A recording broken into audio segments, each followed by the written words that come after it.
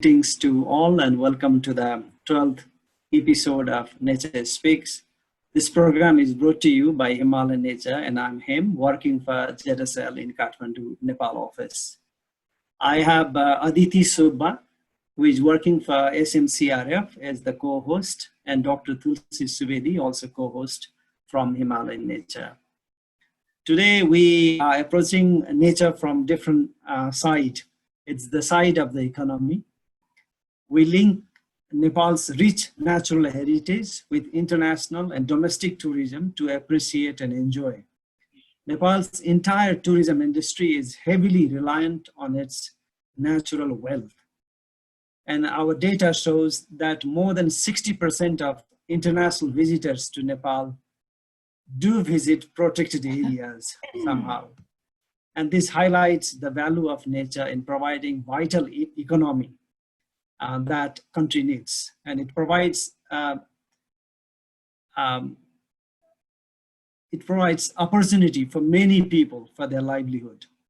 But now, of course, the entire tourism industry has suffered mostly due to COVID-19, but we remain hopeful that a new normal situation develops and tourism will boom again. So today, to talk about sustainable nature tourism, we are fortunate that we have a pioneering person on innovating and managing sustainable nature tourism in Nepal for more than 4 decades. Today's speaker is Lisa Choegyal, who many of you might have already known from her books or the regular articles featured in different media outlets. Lisa Choegyal is an international tourism marketing and product development consultant specializing in pro-poor, sustainable and responsible tourism, and has been based in Kathmandu for over 45 years. With a background in the private sector, she worked for 25 years as marketing director with Tiger Tops and the Tiger Mountain Group, specializing in wildlife, trekking, adventure, and village tourism in South Asia. Lisa is currently a director of the award-winning Tiger Mountain Pokhara Lodge, which is situated in Pokhara. Since 1992, she has undertaken tourism consultancy roles in Nepal and throughout the Asia-Pacific region, often with TRC, which is a travel consultant company. Clients include governments, tourism boards, development agencies, NGOs, local communities, and private sector operators. Lisa is a writer and editor, as you all know, regularly publishing books and articles on tourism and conservation, and is widely experienced in production liaison for documentary and feature films.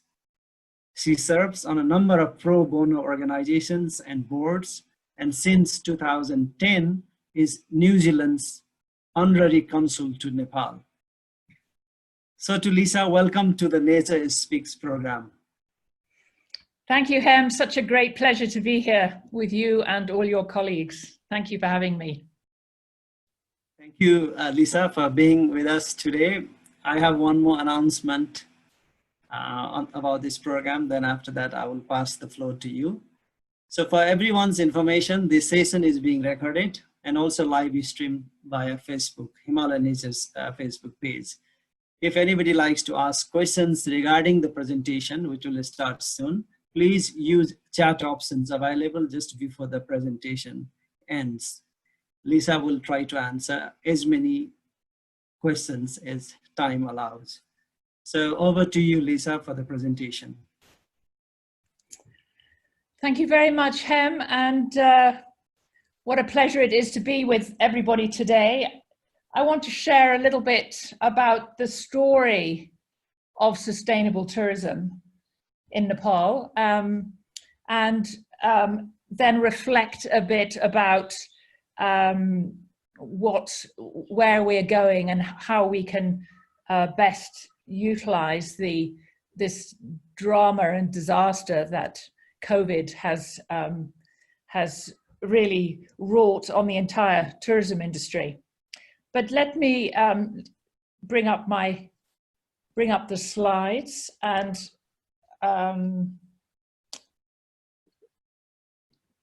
just let me see if this works. Here we go.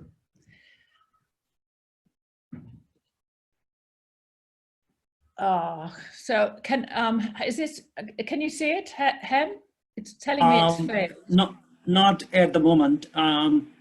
So if you try it again, just if you try it again, I think. Let me try it again, because we had it working before very easily. Yes, yeah. Apologies, everybody.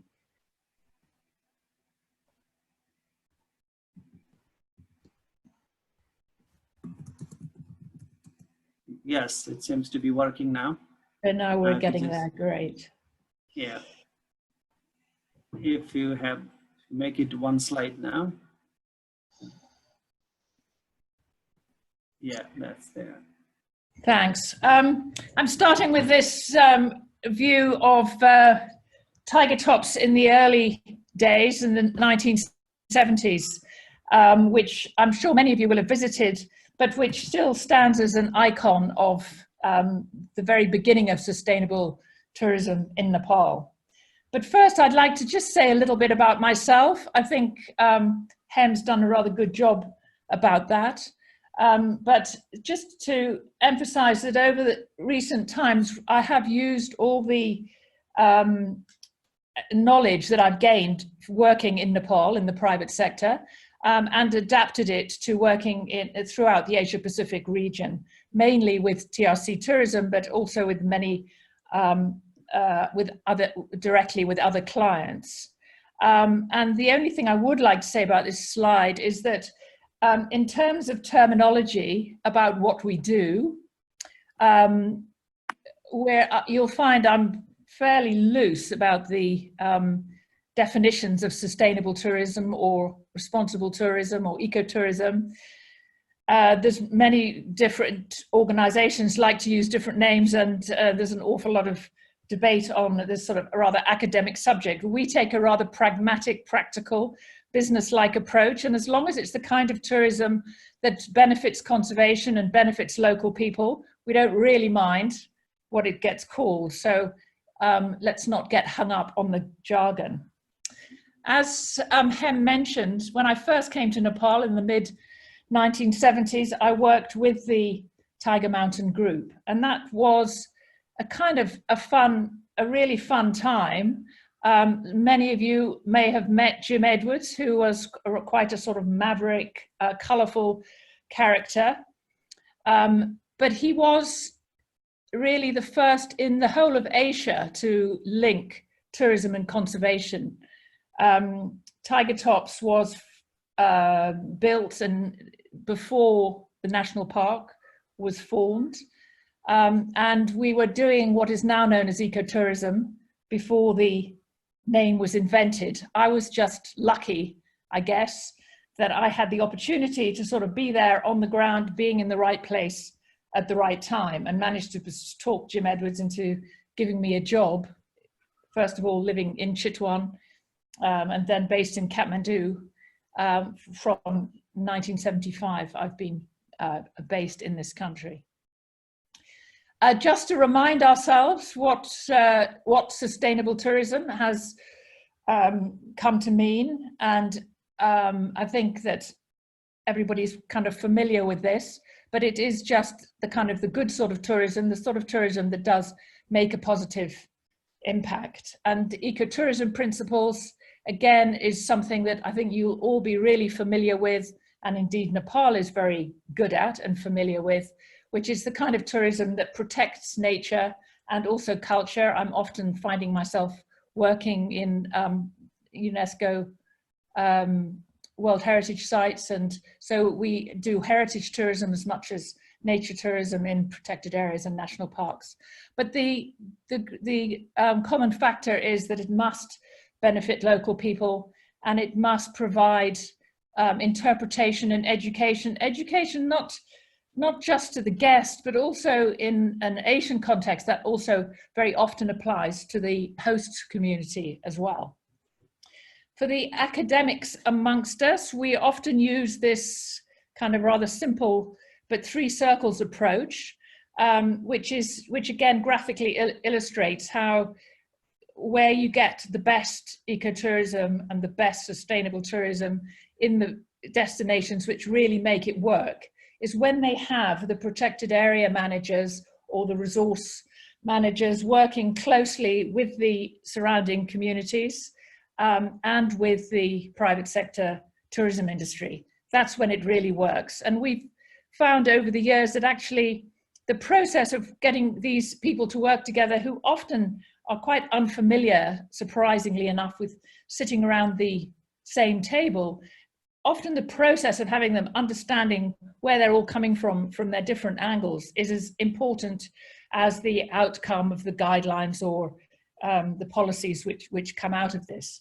And a lot of it is to do with trust and confidence and just the practicalities of working together. And once it's realized that you're on the same side, you're not in conflict or in competition, that's when you get the really good outcomes. And Nepal, as I say, has got many really good examples of this. The overall values, I think, are pretty familiar to you. Many of you, I see, are actually working in tourism and really understand how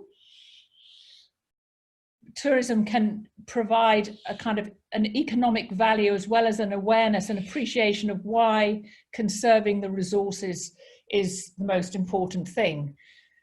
The environment, the trees and the rocks and the rivers, and indeed the wildlife, are actually, the animals are pretty good at looking after themselves. It's really the people who are the issue when it comes to environmental, wildlife, or heritage conservation. So that really means that the tourism is one of the arrows in our quiver, you could say, to work as a tool for development that can help with improving local livelihoods, which will in turn help protect the resources. So that's really the kind of basics of where we're coming from in tourism, is how to actually make that work and how to make that happen, how to make people value their local produce and their own particular styles, and to use it, as I said, as a means to educate all the different stakeholders that are necessary to work together to make sustainable tourism really work. In quite a lot of our destinations, the actual getting the visitors to behave is a major issue. This is particularly relevant in some countries with domestic tourism. And of course, tourism we can use to upgrade facilities and to be the kind of the beating heart of conservation, bringing the blood, the economic benefits that justify the actual conservation. I don't want to talk too much about tiger tops. It's kind of gone now. I don't know how many of you have been to Chitwan recently, but it's quite a sad sight seeing this building just sort of rotting away in the middle of the jungle. It's still there. It's still there. It still exists. The roof's not looking so good. Last time I saw it, anyway. But in its day, it was in 1964. It's first opened. You can see it's thatch, bamboo, grass. It's local materials, and in those days, each room in this lodge was commanding US $600 a day. So we're not saying that high-end tourism is the answer to anything, but the more money that you can make, the more you're likely to be able to achieve sustainable tourism goals and benefit conservation and benefit communities.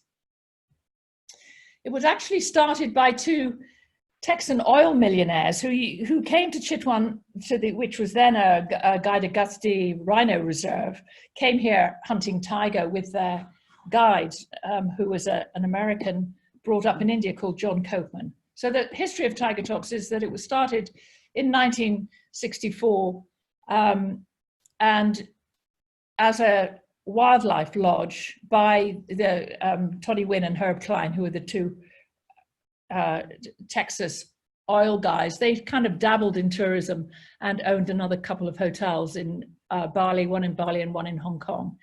But tiger tops was close to their heart, and they got very frustrated when it was not being well managed by John Copeman and Jim Edwards on the left in this photo. the story goes, met them at a Explorers Club dinner and talked them into allowing him to take over the management, which he did in 1972. The actual national park came later, as I said.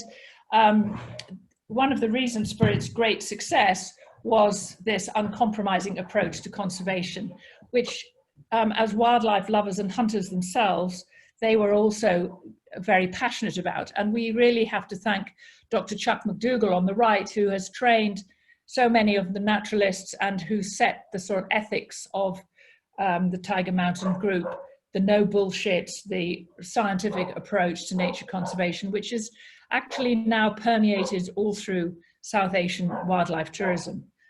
Jim provided the marketing flair in the business sense, and it was my privilege to work with them, traveling the world, promoting the country.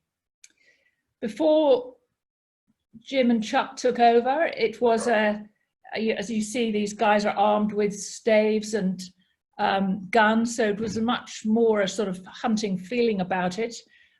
Chuck did away with all that and instead had the guides ensure that they understood animal behavior and could safely show the extraordinary wildlife that Nepal has, these huge mammals that we can guarantee to show guests.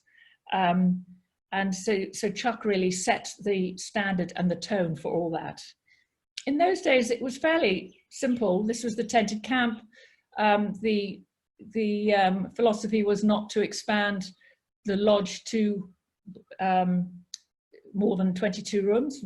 So we expanded with other operations, a tented camp in the middle of the jungle, both of which released concessions with the national parks. And then on private land, the Taru Lodge, which is today what is now Tiger Tops, since 2012. As you know, the lodge concessions have not been renewed within the park. So today it's quite hard to deliver high value wildlife tourism in Chitwan. All the lodges are competing with each other on the perimeter. I'm still involved in the private sector as a director and owner of Tiger Mountain. I hope many of you have been there, and I hope you will go if you haven't been there. It's a stone lodge on the top of a ridge with wonderful Himalayan views. It was built using stone from the local quarry. We're adjacent to a community forest, which is very good for wildlife, particularly birds, butterflies.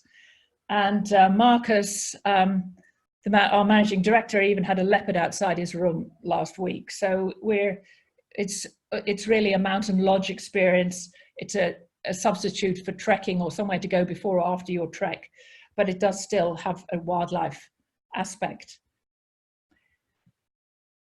Trekking and mountaineering is one of the best examples of sustainable tourism anywhere in Asia, really. We use Sagarmatha as an example of where tourism can not just bring benefits for livelihoods, but can actually make the local people seriously wealthy. The Sherpas have adapted really well to tourism.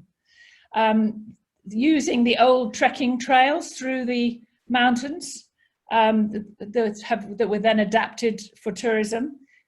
Trekking and mountaineering is now a real major business. About 120,000 people pre-COVID used to go trekking, and that doesn't count the growing numbers of Nepali trekkers. I just thought it might be amusing for you to reflect that it was actually started by Colonel Jimmy Roberts. Jimmy was the defense attaché in the British Embassy and a mountaineer, quite a very highly respected mountaineer. But he just saw it as a way to provide jobs and livelihoods for the mountain people. And he's, in 1964, started Mountain Travel, which became, which joined with Tiger Tops and became Tiger Mountain in the early 1980s. But it was a kind of different world in those days. People came trekking for 3 or 4 weeks at a time, and they traveled all over the country. Jimmy was really good at pioneering new routes, not least the Royal Trek for the Prince of Wales. But nowadays, of course, the trekking patterns are usually much shorter. Everybody's got more time for more money and less time, or those were the pre-COVID. I keep having to qualify the pre-COVID approach to sustainable tourism. How did we do it in those days? I guess we had a very strong product. I mean, we're so lucky that Nepal has such amazing tourism assets, still does have amazing tourism attractions, even though the pre-COVID innovation was not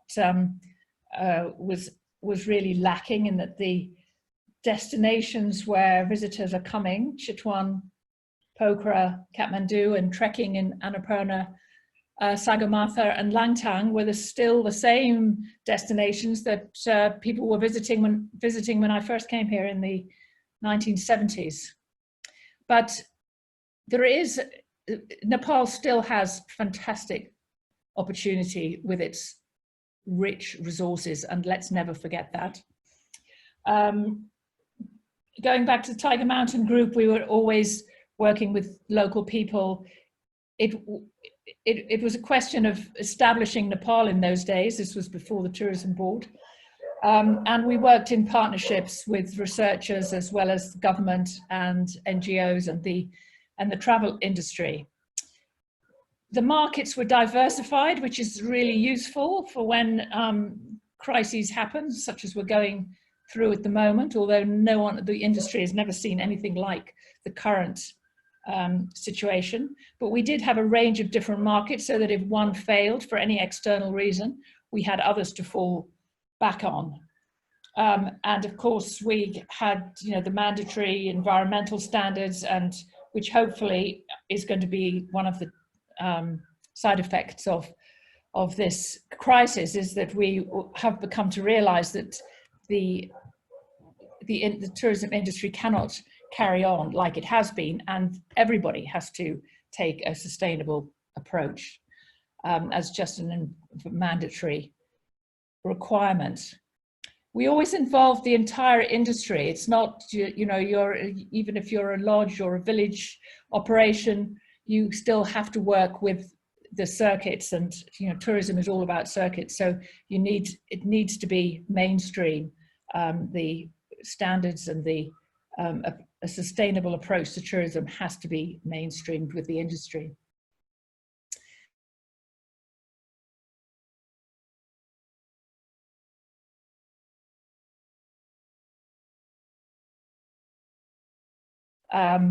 Last year, up 25%. That 25% is from the 2017 numbers. But the story of Nepal tourism, and this is of course what Visit Nepal Year 2020 was hoping to be able to address, is that although the numbers were up, significantly up, actually the average spend per day was significantly down. And Nepal had ceased to be a very fashionable destination for anyone except our neighboring markets, mainly driven by East Asia. And the pie that was used to be in the old days, when treks and expeditions where everyone was heavily dependent on tour operators and travel agents, now there's direct bookings. And so there's a lot of scrambling when you see how many agencies and guides are involved in this industry, which gives you also an idea of the huge hardship that is happening at this moment, as all the way down into the depths of the community, and people who didn't even realize they were involved in tourism are realizing how they're hurting now. I think Nepal sometimes forgets that actually has always played a leadership role in sustainable tourism. And one of the reasons for this is the projects and the partnerships which have been forged all over the years. And you'll get a little confused here by the donors and the development agents who use their coinciding agendas to realize that actually tourism sustainable tourism, responsibly managed tourism was a very good way to deliver benefits into remote areas of Nepal. So not just the Asian Development Bank and British UK aid, but the UN, who were involved in the founding of the Tourism Board, which our company actually set up, and the World Bank Group, who continue to be very active. But of course, we couldn't be doing it in Nepal without these cooperation and partnerships for nature tourism and wildlife tourism, particularly the Department of National Parks and NTNC, who have both got a very long association with tourism and conservation. We could argue that there's better ways for their institutions to be structured, more linkages with the Nepal Tourism Board and the Ministry, for example, but basically, compared to other destinations, let's not forget that we have a very sophisticated cadre of practitioners who have worked in many of these projects.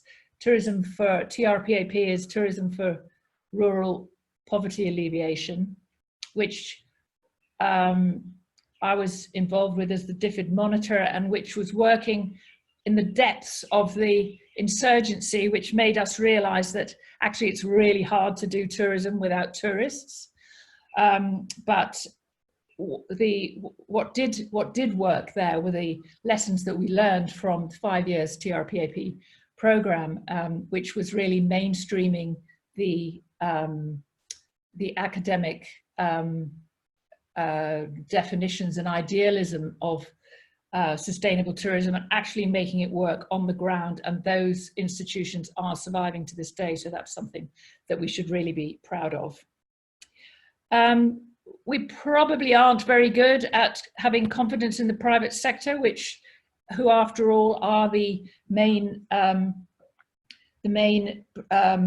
drivers of tourism. For many years, these big bilaterals and multilaterals didn't really want to work in tourism until we persuaded them that it was a good way to be delivering development benefits, because they saw it as the domain of the private sector. But of course it isn't, because it all has to be done in partnership. And how do we keep the private sector honest? You know, independent auditing, self-regulation. There's been a lot of work done on that, and Nepal again is at the forefront. Nepal's been, again, before we really realized it, the experiential travel, the traveling for an experience. You know, tourism is not just accommodation, but we're also pretty good at accommodation. This is the old inn in Bandipur, which is one of the villages that I like to cite as one of the best examples where the private sector, who developed this restored village house, townhouse in the middle of Bandipur, worked with a European Union program, conservation architects, and the community, and made Bandipur, you know, one of the most successful domestic destinations in the country. There's other operations who have done a good job of setting standards and providing experiences, not just somewhere to sleep. And homestays, which WWF have been involved with, are also a major part of this. So we're not saying, you know, we're looking at the whole spectrum of markets, not just the top end. Nepal is clever to appeal to the whole spectrum, so that when one market falls off, the others are there to pick up the slack. Storytelling, interpretation, guiding of all the tourists that come here, and all the ones that come back again and again. Nepal has a very high repeat visitor level. They always say, all the survey shows, they come because of the people, and the people of Nepal have got to be the key to sustainable tourism. And the guiding, and these are the naturalists, which I think this was 1982, if I'm not wrong. This picture is a long time ago, but some of you may even recognize yourselves there. But it's an extraordinary thing that from the naturalists in Chitwan and Bardia have spread all the way through South Asia and even Sri Lanka. And so we've got, that's another thing Nepal should be proud of, that we've been setting standards throughout the country, throughout the whole of the subcontinent. Adapting local styles is one of the keys so that you can involve local people in benefits, that they can be making their produce. It helps them to be proud of what they're producing and what they're making and their culture and heritage, but also, of course, adapting it to the needs of what tourists want and what your market wants, and understanding what your market is looking for. Nepal's really good at packaging products because we're such a small, comparatively small country. You can do an awful lot of different things in a short time. So the sort of classic trek, river trip, wildlife circuit is, competes with anywhere in the world as being a very attractive options. I was saying about adapting local styles, that also applies to transport. So whether you're on elephants or camels or bullock carts or using these trekking trails through the mountain, those kind of styles of tourism are likely to be the most sustainable, because you can involve local people, and it's what your markets are looking for, a real experience, a real under the skin understanding of the country. Probably we don't need to get too much involved in the wildlife viewing issues. It's something that Tiger Dots was very strict about, not harassing the wildlife that you were watching. I'd like to see, with all the debate about elephant riding, and there's a lot, and certainly there's no question that one of the biggest attractions of Chitwan were the elephants, and could still be the elephants. I would personally like to see Nepal position itself as something different from all the issues that are dogging Southeast Asia and even India, with temple elephants and beach elephants, and all the horrors of the hotel elephants riding in South Asia, even including logging. None of these things have ever been done in Nepal. I'd like to see Nepal separate itself from this and look after the many domestic elephants that we have in the country, under really ideal best practice husbandry conditions, living within an area that they're completely native to, so living on the edges of national parks as our elephants do. So rather than be ashamed of our elephants, which is not going to be a solution, I think we should be building up the fact that we look after our elephants better than anywhere else in Asia. The tourism industry in Nepal has always been good at conservation, because it's just good, makes good business sense to protect the resource on which your business depends. And in many cases, NGOs such as the International Trust for Nature Conservation, which was developed along with, in this case, along with Tiger Trust, but there's many other examples of where NGO research, study, and a scientific approach to conservation is linked with tourism operations, which benefits everybody and is of great interest to visitors who want to know the real cutting edge, what's happening.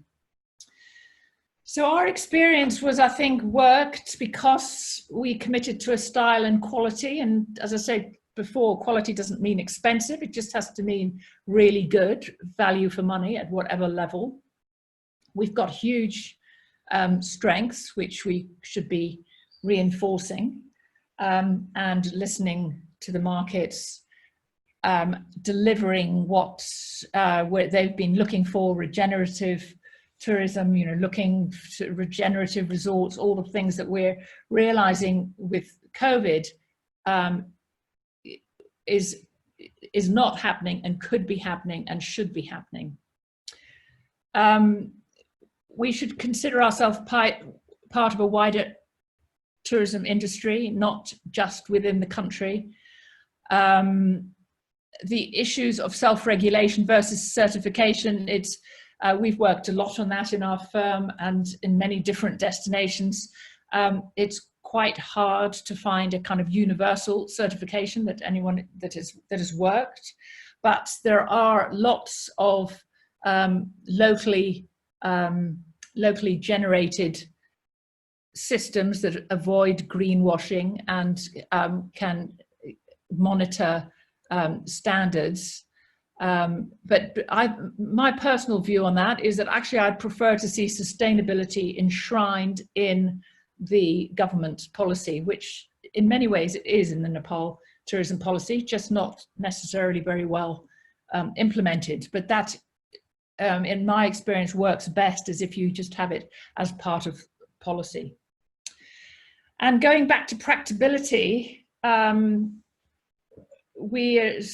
started off, and we feel very strongly that you just have to be commercially sustainable to be able to achieve anything in the way of conservation or helping locals or local culture. So you've got to be hard-nosed, business-like approach.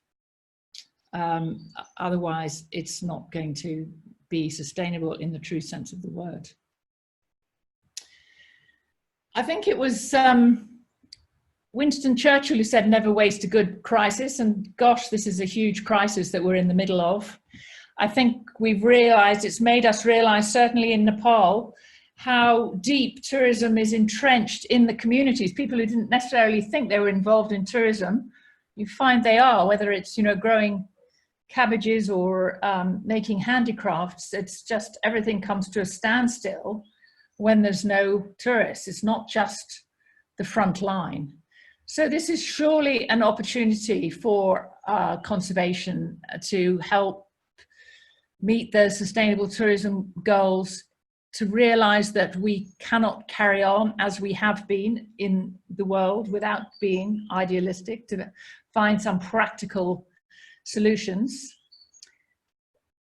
There's a whole body of work already, or academic work on, you know, post the regenerative resorts and, you know, post-COVID solutions, but it's going to be really hard. It is already very hard. I think Nepal suffers more than most. It will be interesting to see what businesses survive and what don't, and let's hope that it's the good guys that do, the ones that are, you know, have been able to apply sustainable tourism principles. I think we're going to be very dependent on domestic and, you know, possibly regional bubbles first off when things normalize, or the new abnormal as it's likely to be. So I think that the idea of Nepalis visiting Nepal as soon as we're permitted to, that is going to be the best hope for a really bleeding, suffering industry. And I think it's our challenge that we use COVID to reset and to position Nepal as it should be, and as it has been in the past, as one of the leaders in sustainable tourism. This is my last slide. I just thought I'd chuck it in because if we're all going to be domestic tourists in the immediate future, let's just keep an eye on how we behave. And I don't see any I'm sure I'm preaching to the converted in this case, but this has got to be the answer, and Nepal is very, very well placed to be a leader in this. So I hope that's illuminated you. Thank you very much for your attention, and thank you, Hem. Happy to have questions. Thank you, Lisa, for that very informative presentation, very nostalgic, looking at some of those photos.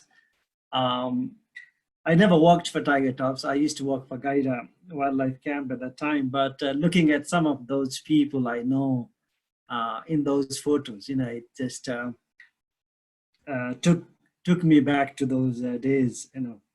And again, you know, the kind of ecotourism kind of thing that was already practiced from some of the entities, for example, the tiger tops, you know, and now, I mean, there must be 50 words described, you know, in various way. And that Nepal's experience slide was something to take that message, you know, take home message, you know, if, I think if we were to advise the government to market Nepal for the future. So thank you so much, Lisa. Fantastic project. I learned so much, you know, about some of the things actually that I didn't know, although I think that I'm quite involved in tourism. Thank you. So are you ready for questions now, Lisa? Yes, with pleasure. And I'm trying not to be nostalgic, just on that note. I'm trying to be practical and look to the future, not look to the past. Learn from the past and forge the future. Absolutely. You have given so many, you know, looking forward kind of views already in your slides. So there are a lot of congratulatory messages for you, Lisa. And the first question is by Basu Bidari, a tourism entrepreneur from Chitwan. His question is, what is the difference between sustainable development and sustainable tourism? This is where we go. You academics are much better at answering something like that than me. I'm saying, don't worry about the terminology, as long as it helps, as long as it works, as long as it benefits conservation and the locals. But sustainable tourism is an aspect of sustainable development, and that's really why the big development agencies have actually embraced it in the last couple of decades as being a legitimate form of development, sustainable development. Not the only answer. Tourism is not the only answer, but it's one of the tools in the toolbox. Thank you. Ramesh is asking, you know, you talked about tourism providing livelihood to many thousands of people. So he's asking, can you please inform on mechanism of benefit sharing from the tourism industry in Nepal for really local livelihood improvement? Yeah, there's some really good examples here across the whole spectrum, and you know, right down to benefits going through villages, village tea houses, and village selling produce, which might seem very negligible, just a few thousand rupees, but actually we have seen make a big difference. It's a very skilled business, tourism, so expecting remote area local villages to run tourism operations is possibly a big ask. It's something that we worked with in the Great Himalaya Trail, the idea of which was to really start businesses all the way through the mountains, spreading east and west beyond Sagarmatha and Annapurna. But it has to be the sort of tourism that local people can engage in. So there's a role for everybody. There's a role for the big, you know, foreign international groups, and there's a role for Nepali entrepreneurs, and there's a role for, you know, local owners. And the trick is to get a balance between all of them and to learn from all of them. And of course, from a marketing point of view, I come from I'm a sort of marketing background. You actually need the big boys, which will help filter down the benefits to the smaller people. Trekking being a really good example of how, you know, whoever's promoting trekking is actually delivering these tourists right at the doorstep of local people, who are then benefiting by selling them food and chung and local services, guiding, taking them to that, whatever. So I think the answer is it's a mixture. Thank you so much, Lisa. The next question is from Dr. Siddhartha Bajracharya, Executive Director at NTNC, who I'm sure you know. It? Dr. Siddhartha is asking about, the COVID-19 situation has changed the way we used to think, the way we used to act and travel. So in this context, how should we plan tourism, and what should be our priorities in tourism for the next decade or plus? Yeah, big question, Sid, but a good question. I think in the first stages, we should be, as I was saying, we should be looking domestic. It's after all domestic tourism that got us through the insurgency, which was pretty tough. But nothing, the industry worldwide, no one has seen anything like what we're seeing here. So I think be patient. If we're going to open, let's open right. We're seeing that pressure from the industry already with the government, going backwards and forwards. But actually, really, it's not going to help Nepal unless we open right with all the ducks in a row and everything in place.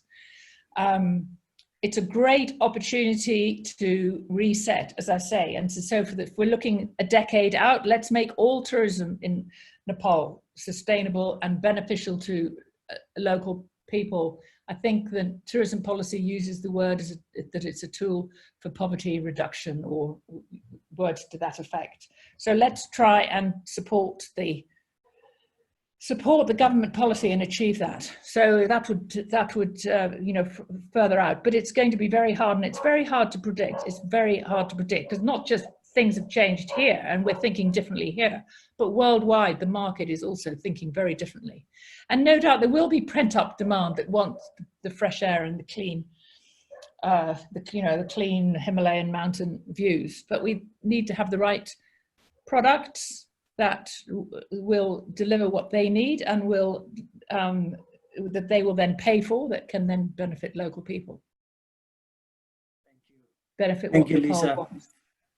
Yeah, thank you, Lisa, for that. I'm sure Dr. Siddhartha will be in touch with you, for more questions later. I'm always happy to hear from him. Yes. Another question is from Dr. Sarla Khaling, who comes from Sikkim, and Chandramani Arial. Their question is, there has been some well-known tourism destination in the country, but it's the same tourism destination for the last 30 years. So there is a kind of lack of diversification of tourism destination. And, we have been marketing mostly the well-trodden routes and, those trekking routes mostly. And the question is, how can Nepal, diversify the tourism products, as well as, how can Nepal make sure the benefits accrue also to the rural parts of the country? I completely agree. It's a really good observation, and I think that we have to blame the private sector for being actually very uninnovative. There are reasons for that. They all got a big hit with the insurgency, and then since the insurgency, as I showed, the kind of tourism that we've been having has not been very conducive to running businesses, and there's been a lot of just copycat type entrepreneurism. Everybody, so oversupply of hotels in Kathmandu and Pokhara, and not enough range of activities in new areas beyond. Again, there's really good reasons. It's more expensive and more difficult to fly to remote trek areas. The guides don't know the regions. They don't. They can't get supplies, whatever. There's really good reasons why the patterns are like they are, but I completely agree that it's very, very lazy, uninnovative. Everybody just selling Pokhara, and anyone who's selling around Annapurna today should be crucified, because it has really not been a viable trekking product for the last 10 years, but people are still selling it. It's a shock. It's shocking. Crucified is maybe a bit hard word.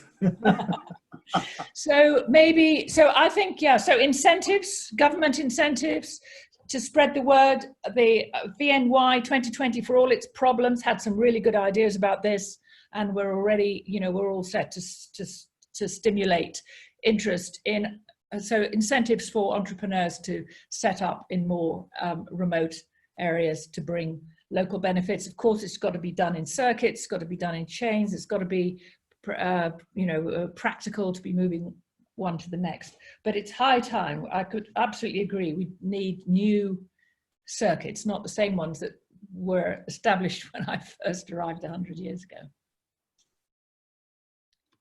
Thank you, Lisa. I'd like to take the next question. We have a question from Bogender Maji, and if you could enumerate post-pandemic opportunities to Nepal's tourism sector, and combining another question, how has changes in traditional culture and practices towards tourism has impacted in sustainable tourism in Nepal? So how to reset post-COVID, I think be really clear. I mean, and again, this is something the entire industry around the world is grappling with, that we have to be more gentle on the environment and on nature, and especially when with this audience, we're really talking about wildlife or cultural tourism. We have to be more gentle with the environment. We have to ensure that we're not exploiting or degrading the resource on which it depends.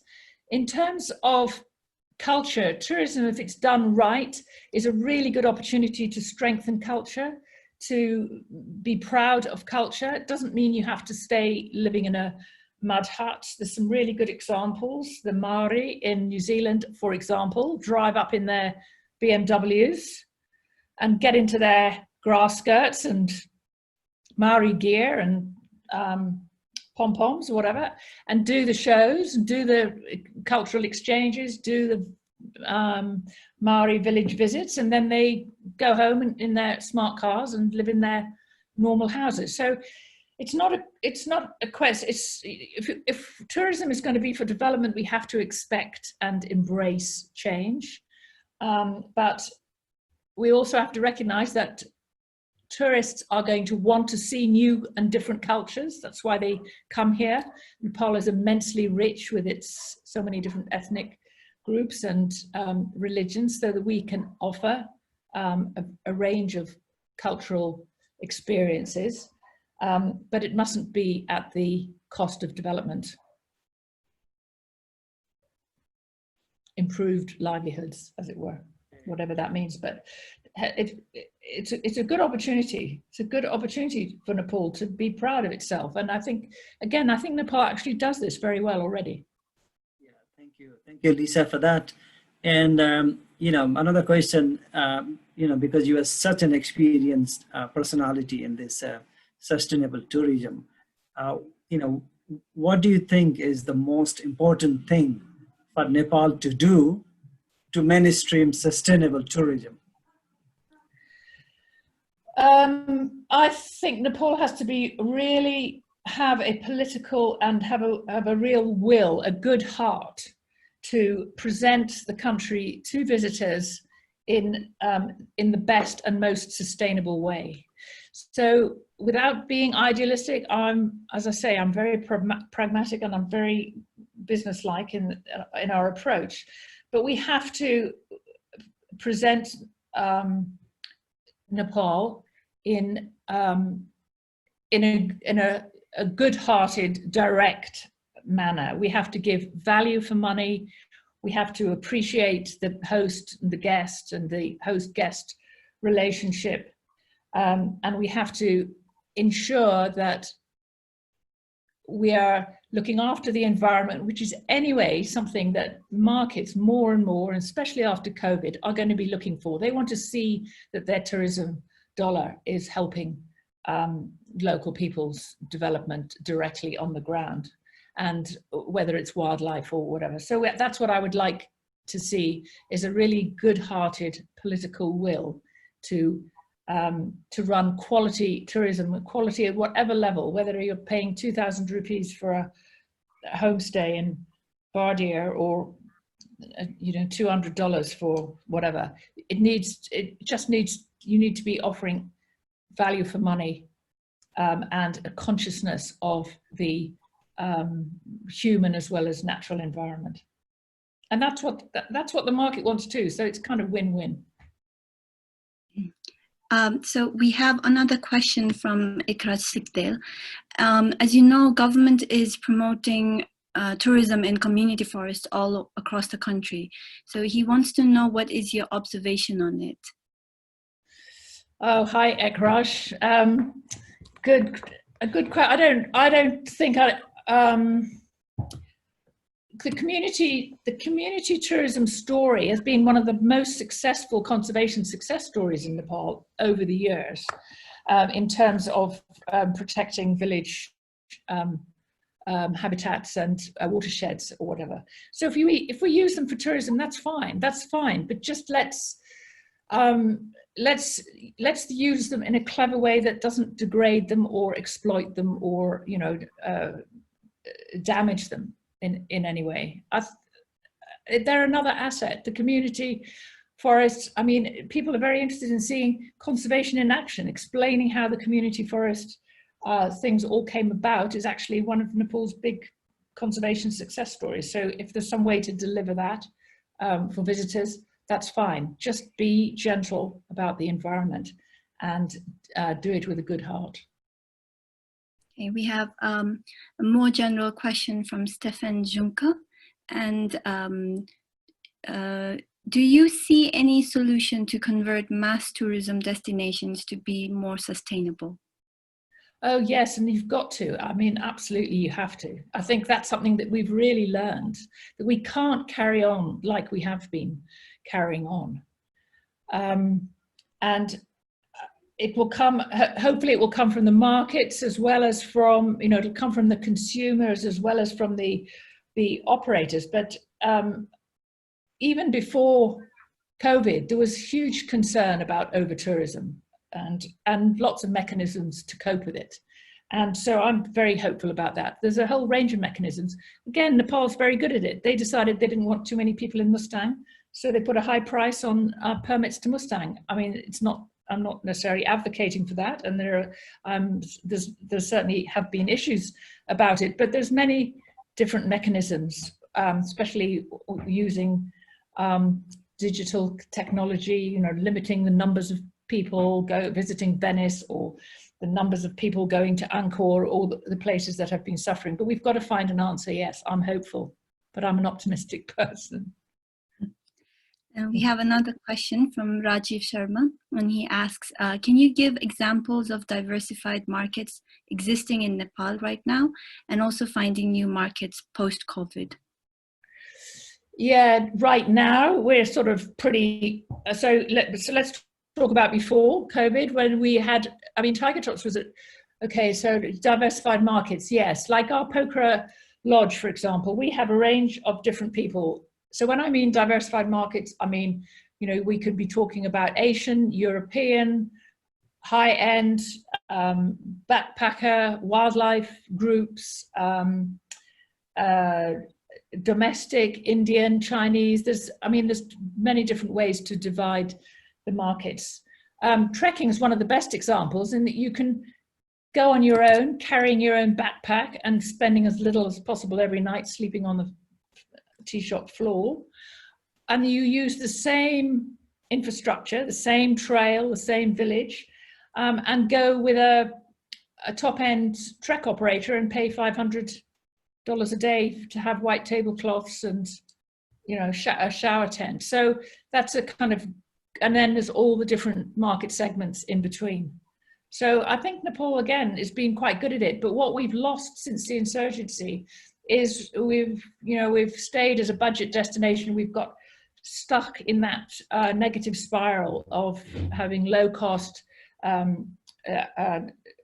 budget tourism, which means that you can't have any more money, you know, you can't make enough money, and so you can't have the innovative thinking or the investment capital to create new products, and which is why I think it's one of the reasons why we're kind of stuck in this this low-end reputation as a low-end destination, whereas we could be.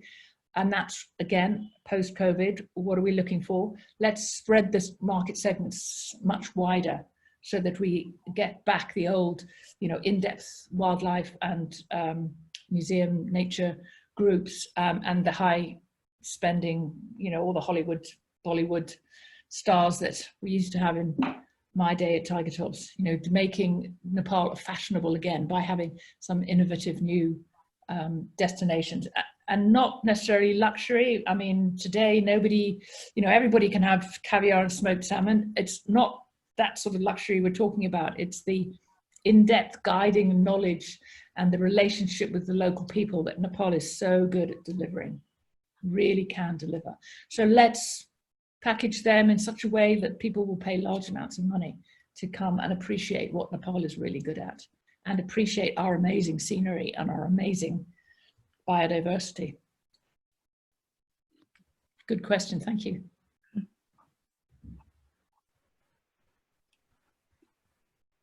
Sorry, you're mute. Sorry, this is the last question, Lisa, to you, and after that, Aditi will close the session. So here the question is, as the presenter rightly mentioned, domestic tourists or the regional tourists could be the driving force to push forward tourism after COVID-19. Could the presenter provide some insights on how Nepal can push tourism forward after the pandemic situation, I think which you have covered a little bit already? Do you think Nepal should change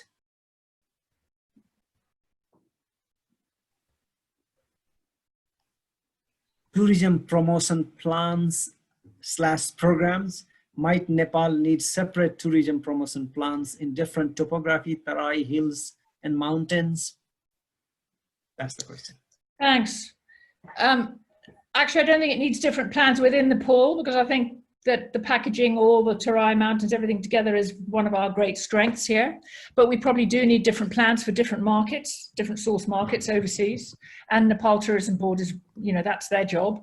It's really hard at the moment to know, how, and it's definitely not worth, it's good to just keep the name around and come to Nepal when things change. But at the moment, it's absolute waste of money to spend money on marketing. I would just like to say a word about domestic tourism, though, which I think is really a much bigger thing in Nepal than anybody realizes. And certainly the government has never really taken it seriously. But the industry takes it seriously because it's, as I said, it rescued restaurants and many hotels all through the insurgency when the foreign visitors stopped coming. And that's something that's really changed very, really excitingly. When I first came, I actually did one of the very first domestic tourism surveys, which involved going to Dakshin Kali. In those days, the recreation for Nepalis was festivals and, picnics at Dakshin Kali. So I went, and the only way we had any idea of how many domestic visitors to Dakshin Kali was to count the shoes outside the temple. So that's how we did the survey. But since then, Nepalis have really embraced their country, and we've got them walking Great Himalaya Trail, running the Great Himalaya Trail. We've got them all over, traveling all over, and really embracing the country. And that's something that we really hope will happen as soon as we're permitted to, after the lockdown. And it's been a major change, and it's very important, and the government can spend money promoting to the domestic market. Many destinations do.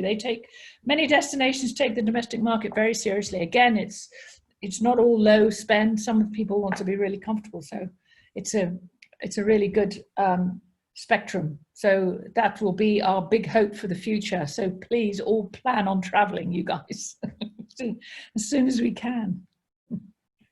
Thank you. Thank you, Lisa. That is our last question. So would you like to give any closing remarks before we finish the session? I'd just like to really thank everybody for their attention. I've really enjoyed it, and I hope that you have too. Thank you. We definitely. Thank you, Lisa, for your wonderful discussion. On behalf of the organizers and audience, I would like to thank you for sharing your immense experience on managing sustainable tourism in Nepal and other parts of the world as well. It has been a real inspiration for me as well. I got to learn a lot different things that I'd never heard of before, and it was nice to walk down the lane of how Tiger Tops started initially. And in a situation, especially in a situation when all the tourism industry is suffering currently because of the pandemic crisis, your presentation gives a lot of hope for the future as well. I'd like to thank you for taking up all the questions. So many thanks to the audience for joining with us in this episode and for joining the Q&A session as well. Those of you who joined us a bit late, please be reminded that the entire presentation is available on Himalayan Nature's YouTube channel. We will be back with another presentation within a week, so please follow Himalayan Nature's page to find out what's coming up next. With that, for today, on behalf of the team, I would like to wish everybody goodbye and namaste. Thank you and see you soon.